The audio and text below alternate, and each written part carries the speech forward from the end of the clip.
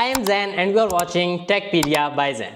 If you are a laptop और computer user तो मैं आज आपको जो शॉर्टकट की बता रहा हूँ Ctrl+G और Ctrl+H। Ctrl+H हम लेटर उसके बारे में स्टडी करेंगे। फर्स्ट ऑफ ऑल Ctrl+G के मैं आपको काफ़ी ज़्यादा फंक्शंस बता रहा हूँ। सबसे पहले MS एक्सेल में उसके 3 मेन फंक्शंस जिसको यूज़ करके आप अपना वर्क बहुत ज़्यादा एफिशिएंट कर सकते हैं अपने MS एक्सेल की स्प्रेडशीट में। ओके सो एंड तक देखिएगा। उसके बाद में MS वर्ड में जो यूज़ है Ctrl+G शॉर्टकट की का उसको एक्सप्लेन करेंगे। Then we will go to next. Okay, I hope so you like this tutorial. Right now I am on my Windows screen. तो अभी मैं आपको बताता हूँ एक्चुअल यूज़ शॉर्टकट की का Ctrl+G का एक्सेल की शीट में। मैं एक्सेल के एक शीट ओपन करता हूँ, एक ब्लैंक वर्कबुक है, मैं उसे ओपन करता हूँ और वहाँ पर एक्चुअल में मैं आपको इसका यूज़ बताता हूँ क्या है। Okay leave it. अच्छा, अब यहाँ पर शीट 1 है। फॉर एग्जांपल आपके पास कुछ ऐसा प्रोजेक्ट है जहाँ बहुत ज़्यादा शीट्स के ऊपर काम कर रहे हैं। मैं कुछ शीट्स क्रिएट कर देता हूँ। Okay I have created 4 sheets. Okay, और हर शीट पे आपको एक अलग कोई कॉलम बनाने हैं। फॉर एग्जांपल मैं एक इधर एक कॉलम बनाता हूँ। सॉरी, ओके मैंने एक टेबल बनाया। ओके यहाँ पर मैंने इसे ऑल बॉर्डर्स कर दिया। अब यहाँ पर मैं ऐसा करूँगा कि बिल्कुल इस जगह जहाँ नेम बॉक्स लिखा हुआ है सेल रेफरेंस, यहाँ पर मैं क्लिक करूँगा और यहाँ पर मैं इसे का नाम दे दूँगा मार्कशीट 01। Okay click enter. अब इसका यहाँ पर क्या नेम है, मार्कशीट 01। अब मैं शीट 4 के ऊपर मैंने ये क्रिएट किया। शीट 3 के ऊपर भी मैं इस तरह ही एक मुझे यहाँ पर एक एक्चुअल में एक टेबल क्रिएट करना है और यहाँ पर मैंने टेबल क्रिएट कर दिया। अब यहाँ पर मैं इसका नाम दे दूँगा मार्कशीट 02। Okay done. अब मैं शीट 2 के ऊपर एक टेबल ओपन करता हूँ। यहाँ भी मैं एक टेबल ओपन कर दिया and then go to cell box और यहाँ पर मैं इसका सिलेक्टेड पार्ट का नाम रख देता हूँ मार्कशीट 03। ओके अब मैंने शीट 1 पे भी मैं क्रिएट कर देता हूँ। सो I have created this. Now go to this and marksheet 04. So इस तरह मैंने 4 मार्कशीट्स क्रिएट किए और हर एक को डिफरेंट नेम दिया। अब मैं सपोज मार्कशीट नंबर 4 के ऊपर हूँ, शीट 1 के ऊपर हूँ, तो मैंने जाना है मार्कशीट के ऊपर मार्कशीट नंबर 1 के ऊपर जाना है। मुझे यहाँ वहाँ से कोई डेटा कलेक्ट करना है तो मैं यहाँ पर Ctrl+G इंटर करूँगा तो मेरे पास यहाँ पर सारी जितनी भी मेरे पास टेबल्स क्रिएट किए हुए हैं जिनको मैंने नाम दिया हुआ सिलेक्टेड पोर्शंस को यहाँ पर शो हो जाएंगे। मैंने मार्कशीट नंबर 1 पे जाना है तो यहाँ पर क्लिक करूँगा, ओके के ऊपर क्लिक करूँगा तो मैं यहाँ पर पहुँच जाऊँगा शीट नंबर 4 पे। आप यहाँ पर देख सकते हैं। इसी तरह मैं यहाँ पर भी Ctrl+G क्लिक करूँगा तो मार्कशीट नंबर 3 के ऊपर क्लिक करूँगा, ओके करूँगा तो मैं मार्कशीट नंबर 3 के ऊपर पहुँच जाऊँगा। सो इस तरह हम Ctrl+G का यूज़ करके किसी भी एक स्पेसिफिक लोकेशन के ऊपर अपना बहुत ज़्यादा जब हम काम कर रहे होते हैं एक ही वर्कबुक के अंदर तो उस जगह पर जाकर हम उसे सिलेक्ट कर सकते हैं। अब हम इसका सेकंड यूज़ की तरफ जाते हैं। राइट नाउ अभी हम एक्सेल में Ctrl+G का सेकंड यूज़ देखेंगे। अभी हमने एक शीट ओपन की है, हमने शीट ओपन की हुई थी ऑलरेडी, उसमें एक टेबल बनाया हुआ था। तो अभी मैं इस टेबल में एक डेटा पूरा इंटर करता हूँ। फॉर एग्ज़ाम्पल यहाँ पर मैं नेम्स ऑफ स्टूडेंट्स, ओके इसको मैं थोड़ा सा बड़ा कर लेता हूँ लाइक दिस और यहाँ पर मैं कुछ सब्जेक्ट्स के नाम लिख लेता हूँ। For example physics, chemistry and English. Okay so here we are. अब यहाँ पर मैं इसको थोड़ा सा इसका साइज़ और इस तरह बड़ा करते हैं और इसके अलाइनमेंट थोड़ी ऐसे करते हैं और ऐसे कर देते हैं। उसके बाद यहाँ पर हम इसको कलर दे देते हैं लाइक दिस थोड़ा डिफरेंट करने के लिए। अब यहाँ पर मैं डेटा एंटर करता हूँ। फॉर एग्ज़ाम्पल अहमद अली सुबहान जैन फिज़ान।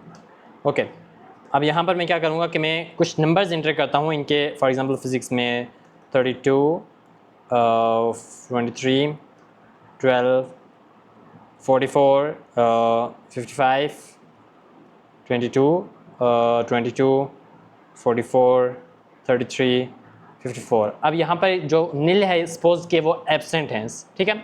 अब यहाँ पर मैं क्या करूँगा कि अब ये तो मेरे पास एक बहुत कम डेटा है, लेकिन अगर मेरे पास बहुत ज़्यादा भी डेटा हो तब भी मैं यही स्ट्रैटेजी करूँगा कि मैं यहाँ पर मैं चाहता हूँ मुझे जो इतने भी ब्लैंक स्पेसेस हैं वो शो हो जाएं। तो मैं यहाँ पर Ctrl+G को इंटर करूँगा और यहाँ पर स्पेशल के ऊपर क्लिक करूँगा एंड देन यहाँ पर ब्लैंक्स एक ऑप्शन है ब्लैंक्स, इसके ऊपर क्लिक करूँगा और ओके क्लिक करूँगा।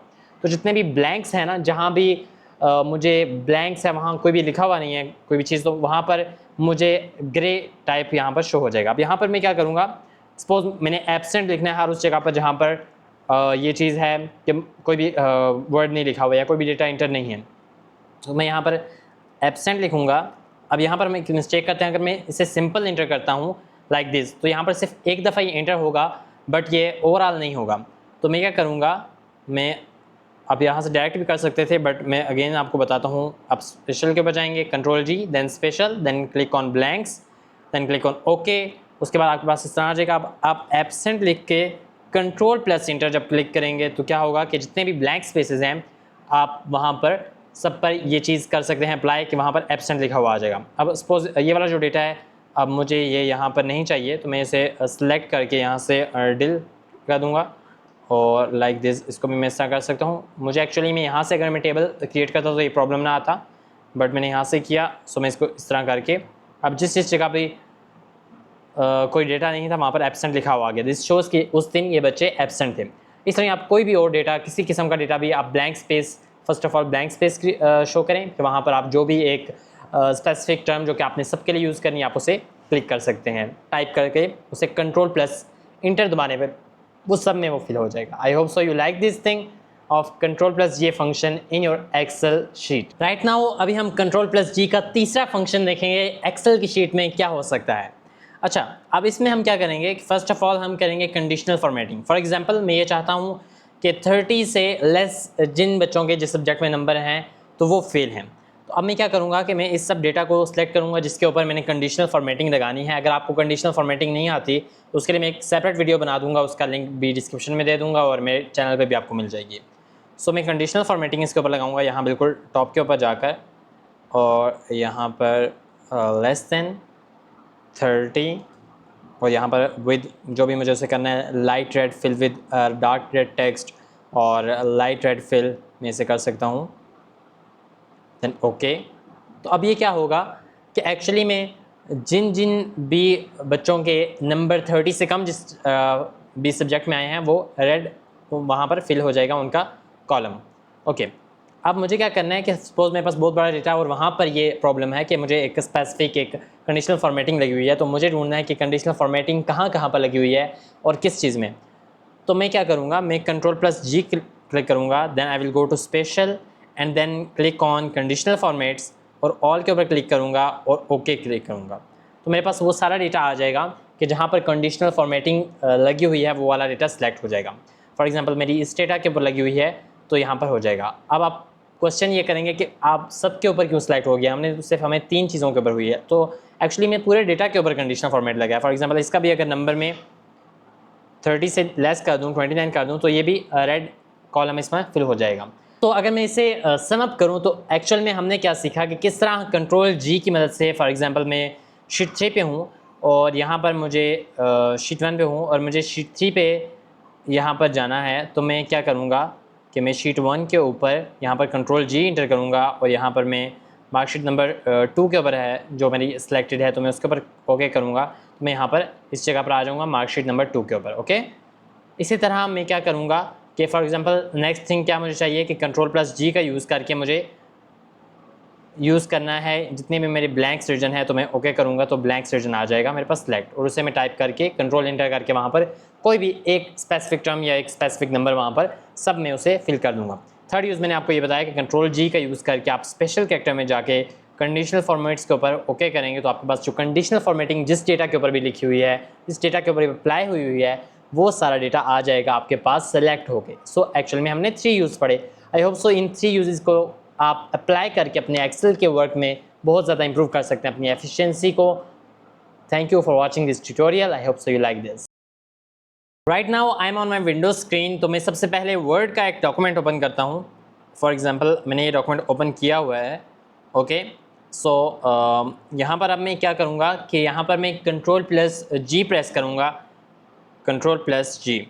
सो इससे क्या होगा कि मेरे पास actually go to dialog box open हो जाएगा। इसे हम गो टू डायलॉग बॉक्स कहते हैं और इसके पास मेनली हमारे पास हम इसे गो टू के लिए यूज़ करते हैं। अब इसमें हम क्या करेंगे कि बिल्कुल लेफ्ट साइड पे मेरे पास डिफरेंट ऑप्शंस हैं, लाइक पेज नंबर। मैं कोई भी पेज नंबर यहाँ एंटर करूँगा। फॉर एग्जांपल आप कोई भी बुक रिव्यू कर रहे हैं या कोई भी आर्टिकल जो कि बहुत लंबा है, उसमें आपको एक स्पेसिफिक पेज पे जाना है, फॉर एग्जांपल 102, तो उसके ऊपर जैसे ही, या कोई भी और पेज, फॉर एग्जांपल मैं ये पेज एंटर कर देता हूँ, मैं पेज नंबर एंटर कर देता हूँ and I will click on go to, तो मैं उस पेज नंबर के ऊपर चला जाऊँगा। मुझे पूरी बुक को ढूंढ कर उस पेज पे जाने की कोई ज़रूरत नहीं है। इसी तरह अगर आपका वो पेज एग्जैक्ट नहीं है तो उससे थोड़ा आगे पीछे है, तो आप जैसे ही गो टू के ऊपर क्लिक करेंगे, आप जैसे ही प्लस के ऊपर क्लिक करेंगे and then you go to के ऊपर क्लिक करेंगे तो आप नेक्स्ट पेज के ऊपर मूव कर जाएंगे, और जैसे आप माइनस के ऊपर क्लिक करेंगे और गो टू के ऊपर क्लिक करेंगे तो आप क्लिक करते जाएंगे तो आप प्रीवियस पेजेस के ऊपर आते जाएंगे। ओके। अब आप डिफरेंट और एलिमेंट्स लाइक सेक्शन, कोई लाइन स्पेसिफिक, कोई book mark for example book mark chapters बने हुए हैं तो आप C13 लिखते हैं तो आप गो टू के ऊपर क्लिक करेंगे तो आप उस बुक मार्क के ऊपर चले जाएंगे। इसी तरह कोई स्पेसिफिक कमेंट, कोई फुट नोट। अब जैसे ऑब्जेक्ट है, ऑब्जेक्ट में भी आप different types of objects, Microsoft Excel, binary, these all types of objects you can check out from here. Okay. अब उसके बाद कोई भी इक्वेशन स्पेसिफिक, कोई भी ग्राफिक, फॉर एग्जांपल मैं ग्राफिक में जाता हूँ, कोई भी जो पिक्चर्स बनी होती हैं, ठीक है, तो यहाँ पर मैं एक स्पेसिफिक ग्राफिक के ऊपर जाता हूँ 12, तो मैं गो टू के ऊपर क्लिक करूँगा तो मैं उस ग्राफिक पे पहुँच जाऊँगा। इसी तरह अगर मुझे उसके नेक्स्ट वाले चाहिए तो फिर मैं प्लस के ऊपर क्लिक करके करता जाऊँगा गो टू, तो मैं वहाँ अगले जो नेक्स्ट है उससे ग्राफिक्स वो आते जाएंगे, और अगर माइनस करता जाऊँगा तो उससे प्रीवियस जो हैं ग्राफिक्स वो आते जाएंगे। इसी तरह मैं ये सारी चीज़ें यहाँ पर गो टू के थ्रू कर सकता हूँ। अब इसमें एक ऑप्शन है फाइंड का, तो फाइंड पे मैं जाकर करूँगा तो मैं फाइंड पे यहाँ पर जो भी सर्च टर्म है उसे राइट करूँगा। For example for example I will like artificial, या मैं कोई भी यहाँ पर टर्म यहाँ पर सर्च करूँगा, उसके बाद फाइंड नेक्स्ट करूँगा तो मेरे पास वो टर्म यहाँ पर लिखी हुई आ जाएगी। वो टर्म डॉक्यूमेंट में जहाँ पर है वहाँ पर मैं हाईलाइट हो जाऊँगा। इस तरह गो टू के बाद रिप्लेस का भी यहाँ पर ऑप्शन है कि जहाँ पर आप जो है वो कोई भी एक वर्ड है जिसे आप रिप्लेस कर सकते हैं किसी और वर्ड से। इसके लिए एक अलग से भी शॉर्टकट की है कंट्रोल प्लस H, तो वो ज़्यादा स्पेसिफिक है कि उससे डायरेक्ट आप रिप्लेस के ऊपर आ जाते हैं, बट आप यहाँ से भी कोई भी एक वर्ड है, फॉर एग्जाम्पल टू डाई एक वर्ड है, जहाँ जहाँ लिखा हुआ है तो मैं उसे रिप्लेस कर दूँगा टू लिव के साथ, और फाइंड नेक्स्ट के ऊपर क्लिक करूँगा तो मैं उसे, या रिप्लेस ऑल के ऊपर क्लिक करूँगा या रिप्लेस के ऊपर क्लिक करूँगा तो मेरे पास इस तरह सारा आ जाएगा जो कि एक्चुअल डॉक्यूमेंट में मौजूद हो। Okay, I hope so you got my point. अब इसमें कुछ क्वेश्चंस ये होते हैं कि अगर हम नेविगेशन बार जिसे हम कंट्रोल F से भी एक्सेस कर सकते हैं, अब वहाँ पर भी हम ग्राफिक कार्ड को एक्सेस कर सकते हैं। यहाँ पर ग्राफिक्स में जाएंगे तो यहाँ पर हमारे पास जितने भी ग्राफिक्स हैं वो आते जाएंगे, जैसे हम नेक्स्ट करते जाएंगे या बैक करते जाएंगे। बट इसमें अगर हमें स्पेसिफिक एक जगह पर जाना है, किसी एक स्पेसिफिक ग्राफिक कार्ड को ढूंढना है, ग्राफिक को ढूंढना है, फॉर एग्जांपल किसी स्पेसिफिक 12 नंबर पे, 11 नंबर पे, फिर हम कंट्रोल प्लस G को क्लिक करेंगे simply and cross it and click on control G, और वहाँ पर हम ग्राफिक में जाएंगे, उसका नंबर एंटर करेंगे और गो टू के ऊपर क्लिक करेंगे तो हम उस पर आ जाएंगे।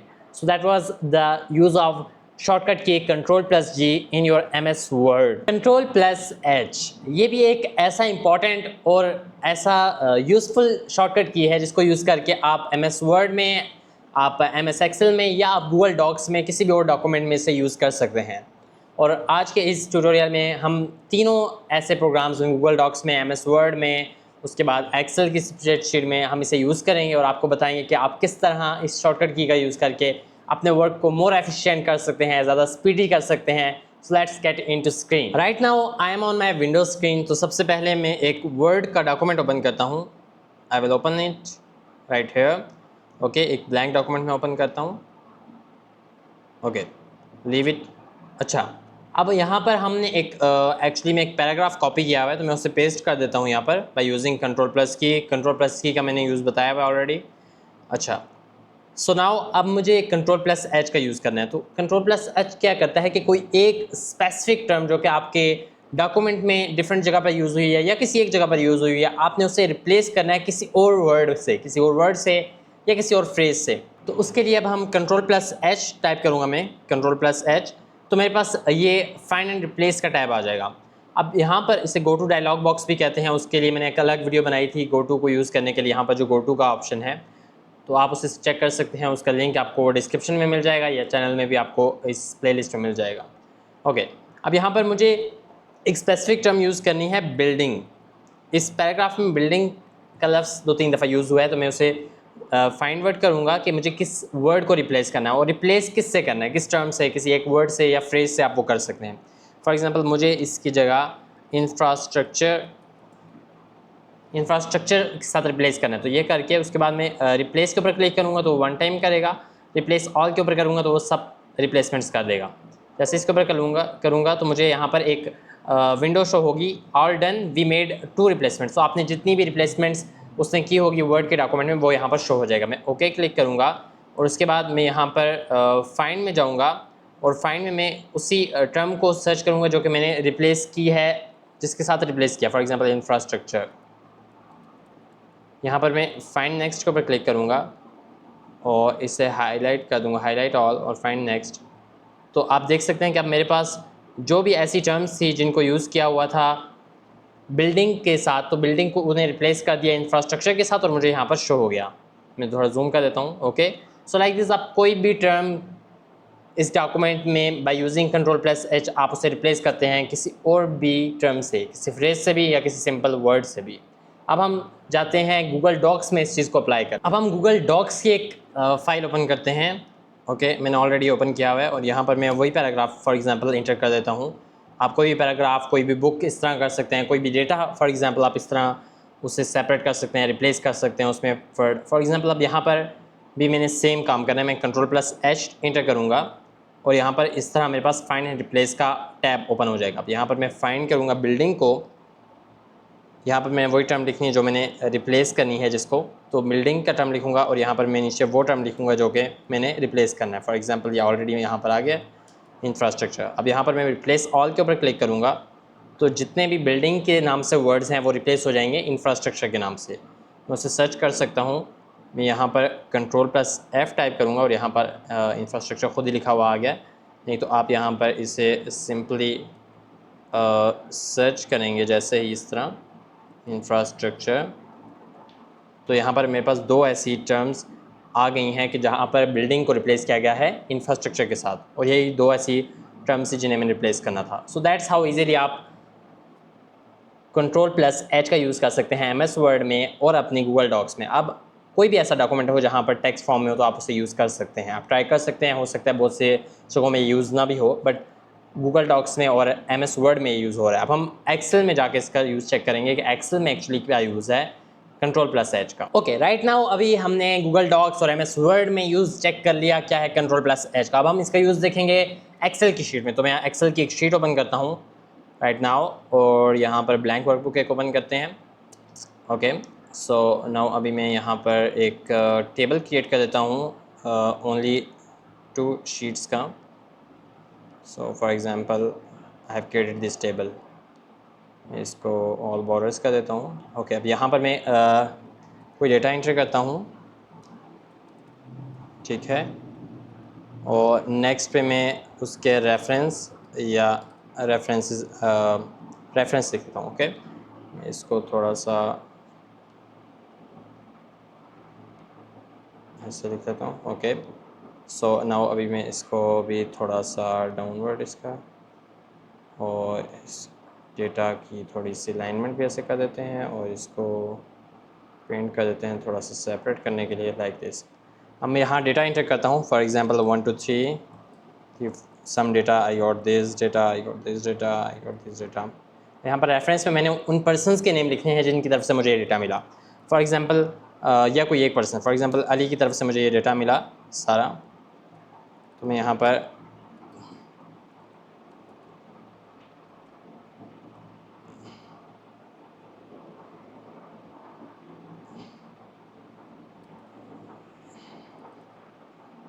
सारा नीचे बाय अली का दूँगा। ओके, तो अब मैं क्या करूँगा कि अब मुझे क्या बाद में ये रियलाइज़ हुआ या बाद में मुझे चेंजेस करनी है कि ये डेटा बाय अली की तरफ से नहीं था, बाय जैन की तरफ से था। तो मैं क्या करूँगा कि मैं यहाँ पर Ctrl+H इंटर करूँगा, फाइंड एंड रिप्लेस का बॉक्स ये ओपन हो जाएगा। तो यहाँ पर मुझे फाइंड वर्ड में वो वर्ड या वो फ्रेज़ वो इंटर करना है जो कि मुझे जिससे मैंने रिप्लेस करना है किसी और वर्ड या किसी और फ्रेज़ से। तो फॉर एग्जांपल मैं वर्ड से भी कर सकता हूँ, मैं इसे मुकम्मल फ्रेज़ से कर देता हूँ ताकि आपके लिए ईजी रहे।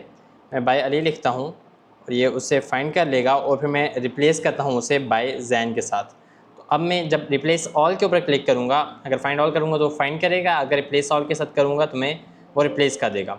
सो ये भी मुझे यहाँ पर एक विंडो दे देगा, all run we have made 6 replacement. तो 6 ऐसी जगह हैं जहाँ पर उन्होंने ये रिप्लेसमेंट्स किया। मैं इसे क्रॉस करता हूँ और यहाँ पर मैं फाइंड के ऊपर जाता हूँ और अगेन मैं वो टर्म लिखता हूँ जो कि मुझे जिससे मैंने रिप्लेस किया था, फॉर एग्जांपल बाय जैन।